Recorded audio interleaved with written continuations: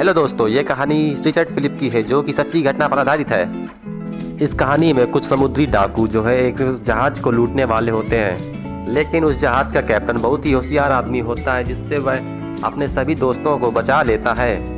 लेकिन उस दौरान बहुत ही कठिनाइयों का सामना करना पड़ता है। तो चलिए जानते हैं इस कहानी के बारे में। इस कहानी की शुरुआत में हमें कुछ आदमी दिखाई देते हैं जो अपने हाथ में हथियार लिए होते हैं। वे एक समुद्री जहाज को लूटने का प्लान बनाते हैं।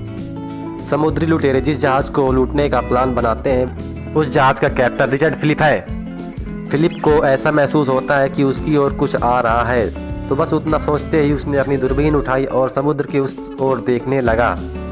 तो उसने देखा कि उसकी ओर कुछ जहाज आ रही है, तो उसने पुलिस को खबर कर दिया क्योंकि फिलिप को लगता है कि वह डाकू है और वो उसका जहाज लूटने आया है। तो पुलिस वाले उसका FIR दर्ज कर लेते हैं और कहते हैं कि आप इंतज़ार करें, आप अपने जहाज़ के डोर बंद कर लें, शायद वो डाकू नहीं मछुआरे हों। लेकिन फिलिप को ये नहीं पता था कि उन डाकुओं ने उसका रेडियो भी हैक किया हुआ है।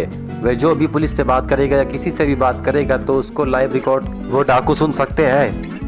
फिलिप कुछ देर में फिर से बोट को दूरबीन से देखता है तो उसको साफ साफ नज़र आता है कि वो मछुआरे नहीं डाकू ही हैं, क्योंकि उनके हाथ में गन थी।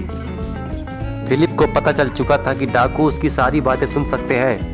फिर क्या, फिलिप ने बहुत ही चालाकी से पुलिस को कॉल किया और उनसे कह दिया कि हमारे पीछे डाकू पड़े हुए हैं। और फिर फिलिप ने अपनी आवाज़ बदल कर पुलिस की आवाज़ में कहा, आप चिंता मत कीजिए, हम अभी 5 मिनट में हेलीकॉप्टर से पहुंच रहे हैं। समुद्री डाकू फिलिप की सारी बात सुन रहे थे, तो इतना सुनते ही उन्होंने अपनी जहाज़ को वापस ले लिया। और फिर थोड़ी देर में रात हो जाती है। फिलिप और उसकी टीम आपस में बैठकर सोचने लगते हैं कि इन डाकुओं से कैसे बचा जाए। फिर सुबह होने के बाद वो लोग देखते हैं कि वह बोट फिर से आ रही होती है उनकी ओर।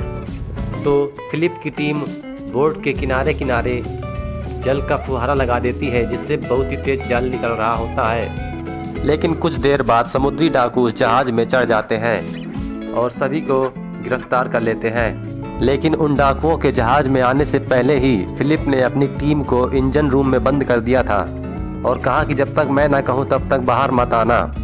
लेकिन उन समुद्री लुटेरों का सरदार बहुत ही चालाक था।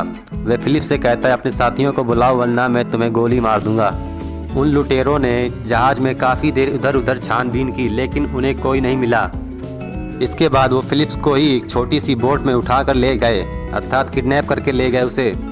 लेकिन फिलिप्स ने बड़ी चालाकी से पुलिस वालों को संपर्क किया और बता दिया कि हम यहाँ पर हैं। इसके बाद अमेरिकन पुलिस ने उन लुटेरों से संपर्क किया, तो उन लुटेरों ने कहा हमें बहुत ज़्यादा पैसों की आवश्यकता है जो वो पुलिस वाले नहीं दे सकते थे। इसके बाद लुटेरों ने कहा हमें बहुत तेज़ भूख लगी है, पहले हमें कुछ खाने के लिए दिया जाए।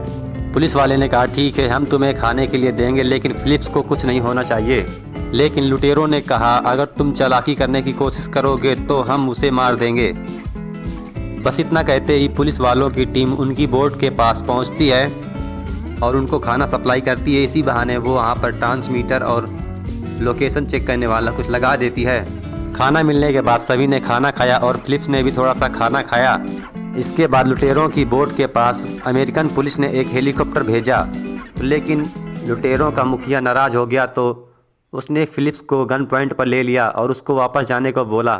तो अमेरिकन पुलिस ने सोचा इससे काम नहीं बनेगा, तो उन्होंने 3 स्नाइपर बुलवा लिए, क्योंकि उस बोट पर 3 बंदे बचे हुए थे और तीनों के हेड पर एक शॉट मारते ही तीनों ढेर हो जाएंगे।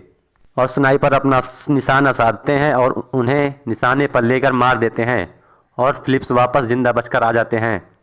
यह एक सच्ची घटना पर आधारित फिल्म है। तो दोस्तों, ये कहानी यहीं पर समाप्त हो जाती है। अगर आपको वीडियो अच्छा हो तो लाइक, सब्सक्राइब करें और फॉलो करें और कमेंट सब कुछ कर डालिए।